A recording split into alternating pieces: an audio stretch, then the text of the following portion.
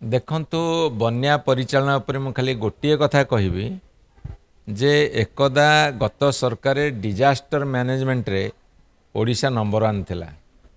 ବର୍ତ୍ତମାନ ସରକାରରେ ମ୍ୟାନେଜମେଣ୍ଟର ଗୋଟେ ଡିଜାଷ୍ଟର ହେଇଛି ଯେଉଁଥିରେ ଓଡ଼ିଶା ବର୍ତ୍ତମାନ ନମ୍ବର ୱାନ୍।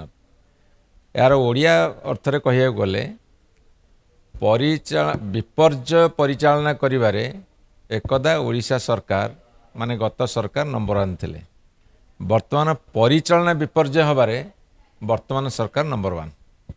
ତେଣୁକରି ଡିଜାଷ୍ଟର ମ୍ୟାନେଜମେଣ୍ଟଟା ବର୍ତ୍ତମାନ ମ୍ୟାନେଜମେଣ୍ଟ ଡିଜାଷ୍ଟର ହେଇଯାଇଛି।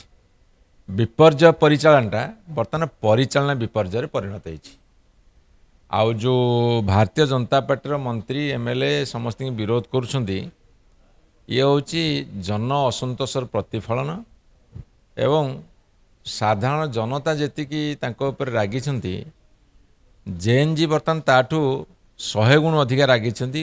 ଗତ ବାଇ ଇଲେକ୍ସନରେ ବର୍ତ୍ତମାନ ଯେଉଁ 2-3ଟା ହେଲା ସେଠି ସ୍ପଷ୍ଟ ସଂକେତ ମିଳିଛି। ଓଡ଼ିଶାରେ ମଧ୍ୟ ତାର ଗଭୀର ପ୍ରଭାବ ପଡ଼ିଛି, ପ୍ରତିଫଳନ ମଧ୍ୟ ଦେଖିବାକୁ ମିଳୁଛି।